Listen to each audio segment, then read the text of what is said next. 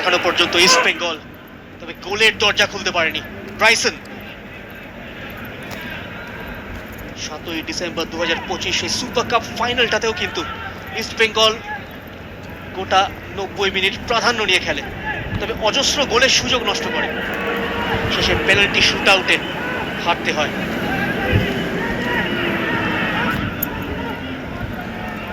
Half স্পেসে আয়ুষ ছেত্রী,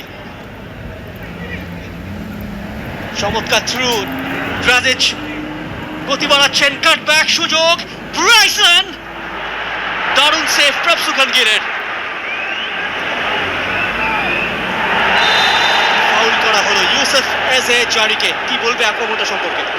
অনবদ্য মুখ, প্রায় 10টা-12টা টাচ খেলেছে, তারপরে থ্রুটা দিয়েছে এবং সেখান থেকে গিয়ে বরিসের ব্যাক মাইনাস, তারপরে আউটসাইড দিয়ে বিট করেছে, তারপরে মেরেছে। তো এখানে গিল এর প্রশংসা অবশ্যই করতে হয়, কারণ যেভাবে নিজের চেস্টকে দিয়েছে, জায়গাটাকে ছোট করেছে, অনবদ্য সেভ। আমরা যদি লাস্ট ম্যাচটাও দেখি, লাস্ট ম্যাচটাও প্রায় 3-4টে কিন্তু জেনুইন সেভ ছিল গিলের।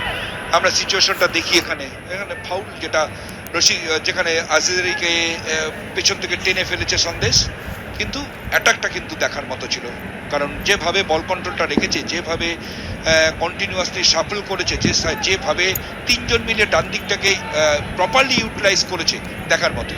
ভীষণ ভালো গোয়া। এই ফেজটা হচ্ছে এফসি গোয়ার সব থেকে প্রোডাক্টিভ ফেজ।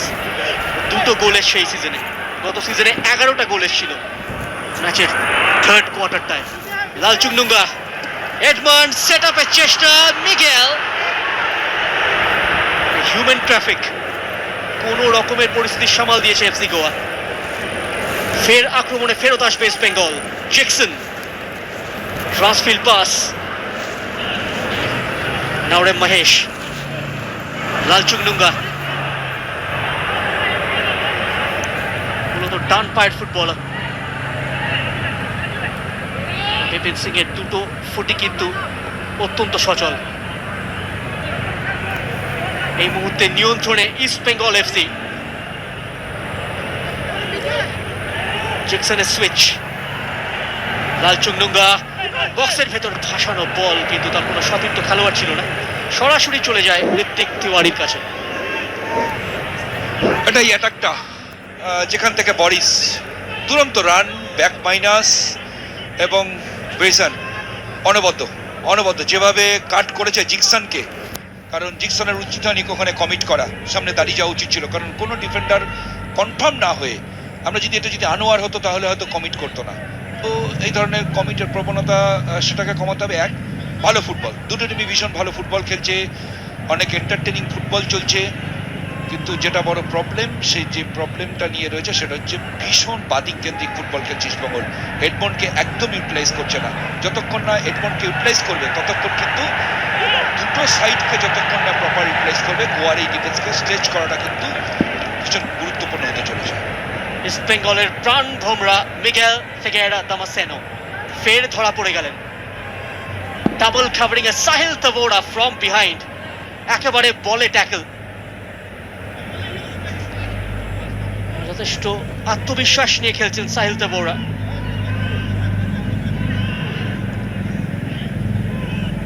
সাহিল, আক্রমণে উঠছে FC Goa.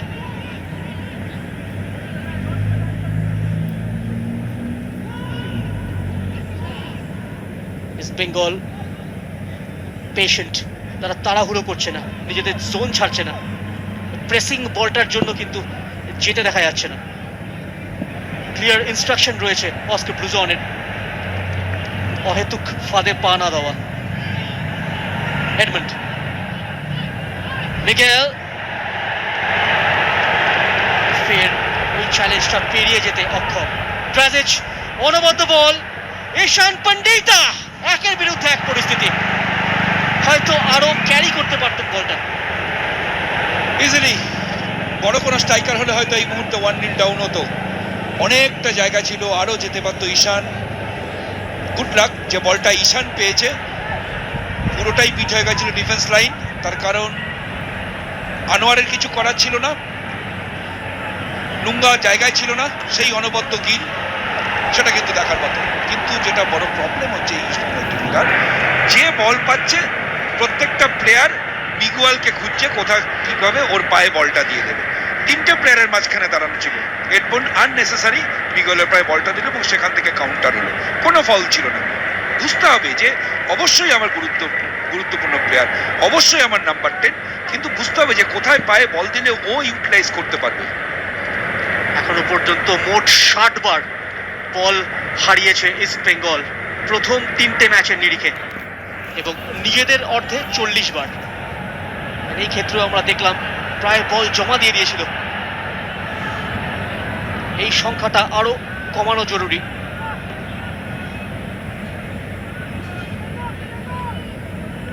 Rashid,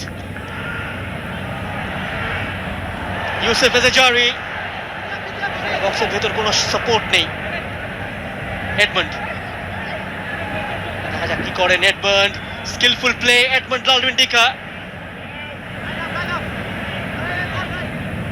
মিগেল Figueira reverse পাসটা অনুধাবন করে ফেললেন আকাশ সাংওয়ান। আক্রমণ প্রতি আক্রমণে এই মুহূর্তে জমে উঠেছে। প্রতিদ্বন্দ্বিতার টানা পড়েনে এই ম্যাচ কিন্তু ক্রমশ আকর্ষণীয় হয়ে উঠছে। কোনো সময় আক্রমণে যাচ্ছে ইস্ট বেঙ্গল, আর কখনো আক্রমণে আসছে এফসি গোয়া।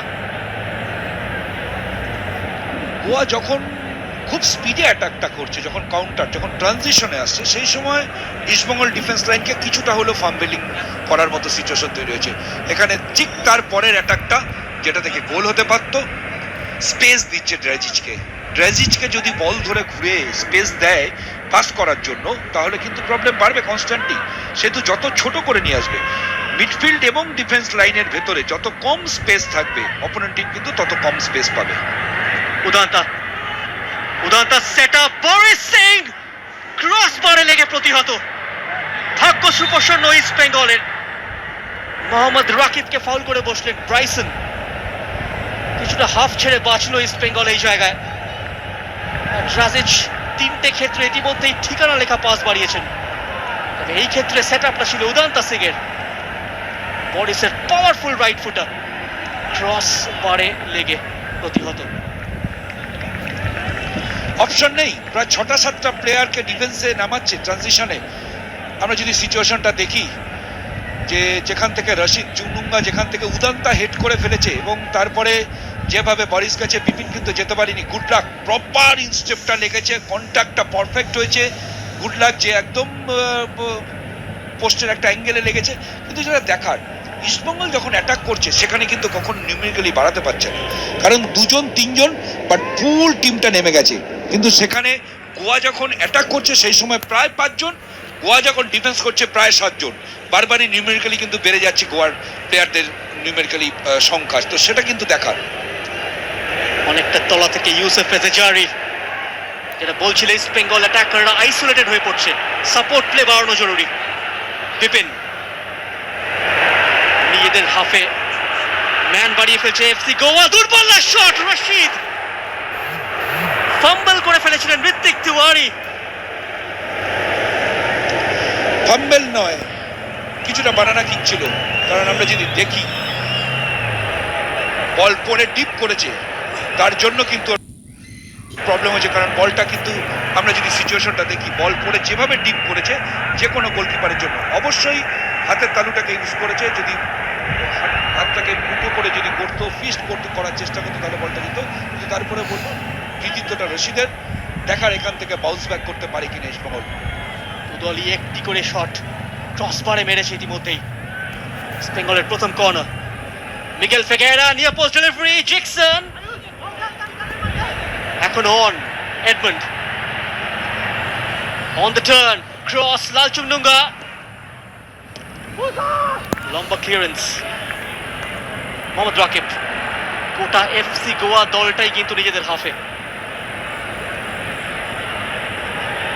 প্রতিপক্ষের একজন ফ্রন্ট লাইন থাকায় ইস্ট বেঙ্গল কিন্তু বিল্ড আপের সময় ব্যাক টু রাখছে।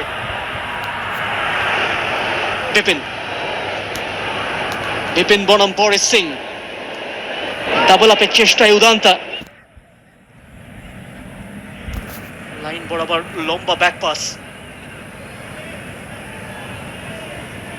মহেশ, রাকিব, অনেকটা সেন্ট্রাল মোহাম্মদ রাকিব,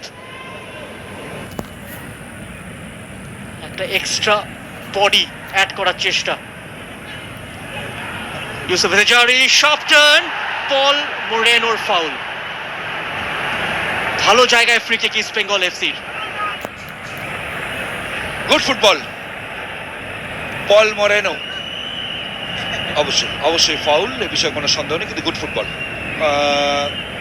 আসলে বলটা পোস্টে লাগার পরে কর্নার থেকে লাস্ট 40 সেকেন্ড ধরে যে ফুটবলটা, এই ফুটবলটা কনস্ট্যান্ট খেলতে হবে। নিউমেরিক্যালি যতক্ষণ না আমি অপোনেন্ট টিমের মিড থার্ডে গিয়ে ডমিনেট করতে পারবো, ততক্ষণ অপোনেন্ট টিমকে নিজেদের ডিফেন্সিভ থার্ডে ঢোকাতে পারবো না।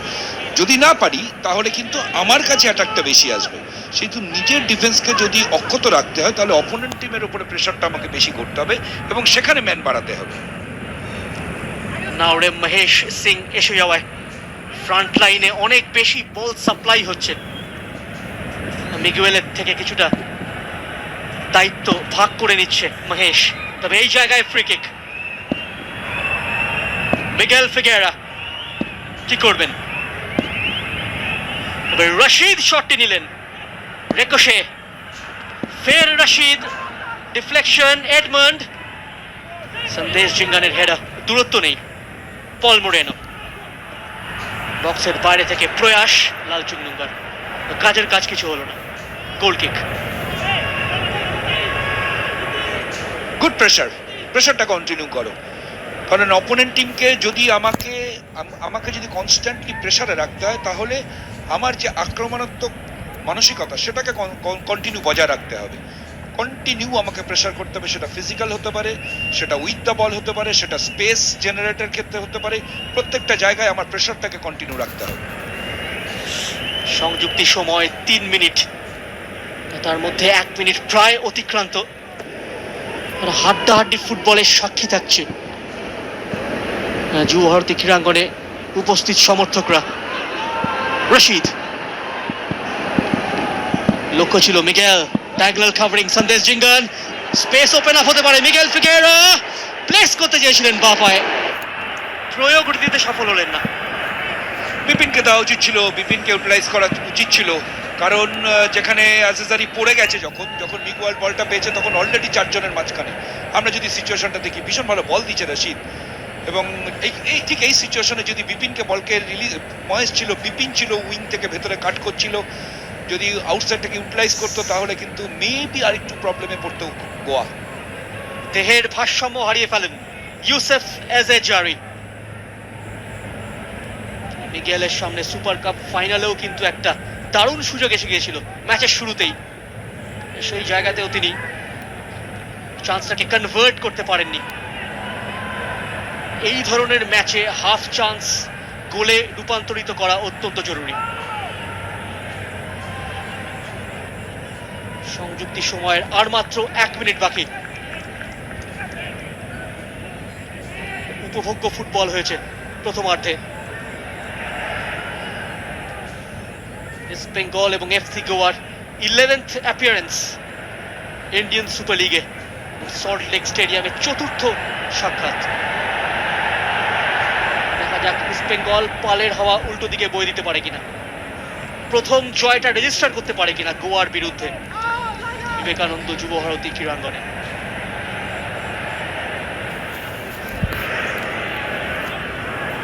প্রথমার্ধের সংযুক্তি সময়ের আর খুব বেশি ক্ষণ বাকি নেই। আনোয়ার, লাস্ট মুভমেন্ট হতে পারে। মিগেল সময় নিচ্ছেন। এডমন্ড, এই ক্ষেত্রে মুভটা কিছুটা প্রেডিক্টেবল হয়ে পড়ল।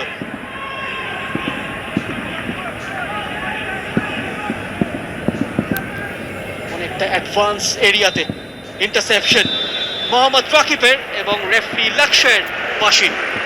প্রথমার্ধের খেলায় জগনিকা নেমে এলো।